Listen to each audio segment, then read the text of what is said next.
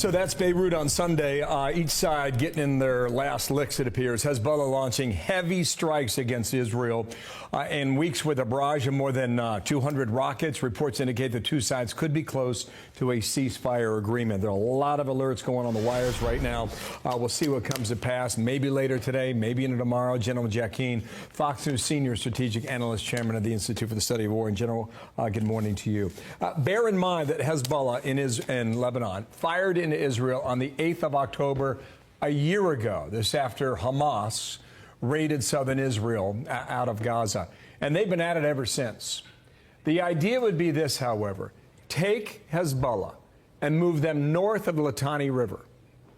All their forces, that's 18, 20 miles of a buffer zone, then have the Lebanese military fill in that area as opposed to Hezbollah fighters. Can they get it done? Will it work?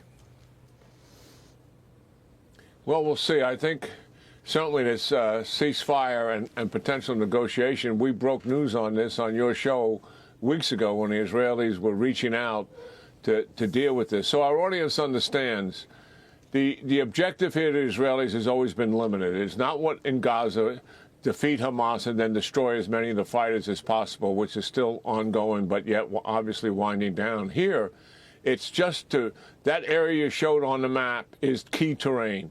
What the Israelis have wanted to do between their border and the Litani River is remove Hezbollah from that area.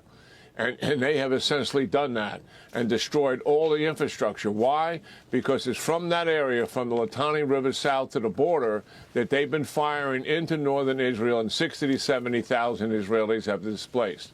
So the whole campaign, decapitating Hezbollah's leadership, as we've seen going on for weeks, rockets and missiles destroying Hezbollah's rockets, but particular focus on long-range missiles, and then the third thing, clearing out of the Hezbollah fighters in that area. That has been accomplished, and that's why Hezbollah is willing to negotiate, given the comprehensive nature of this campaign.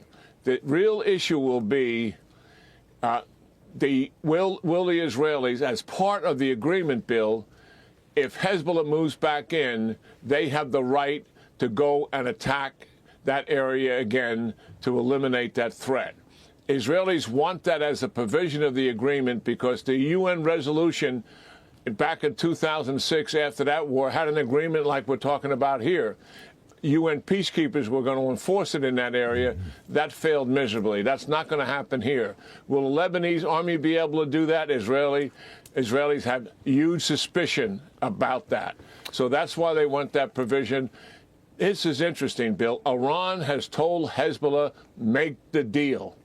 That is interesting because I have said for a long time Iran is back on their heels. Both of their proxies have certainly not accomplished what they wanted to accomplish, and Iran itself no longer has an air defense system that's worthy of protecting itself. Well, that last point makes a lot of sense. 5:18 in the evening, we look at the skyline there in Beirut. Now to Ukraine. We get a new president about 55 some odd days from now. Here is Michael Waltz, expected to be part of his cabinet, national security pick, talking about Ukraine and the escalation we have seen in the past 2 weeks. One side escalating, the other side escalating. This needs to be within a broader framework to end this conflict. It is more like World War I trench warfare. President Trump is incredibly concerned about the carnage that is taking place there. We need to bring this to a responsible end. We need to restore deterrence, restore peace, and get ahead of this escalation ladder rather than responding to it. General, I don't know how you want to react to that. What is the resolution in Ukraine, if you see one now?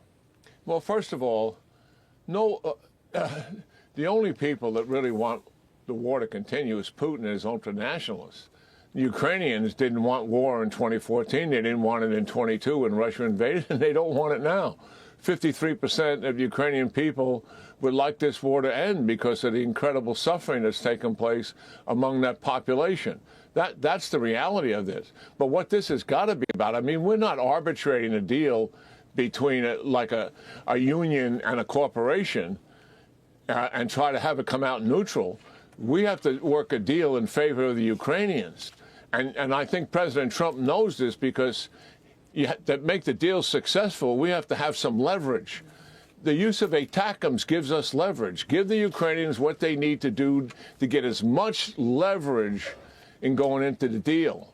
I think it would be worthwhile for the Trump administration, once they're in power, to look at this collectively with the whole national security team, put together a good negotiating team, and recognize full well where Putin's coming from. Sure. He doesn't want a deal.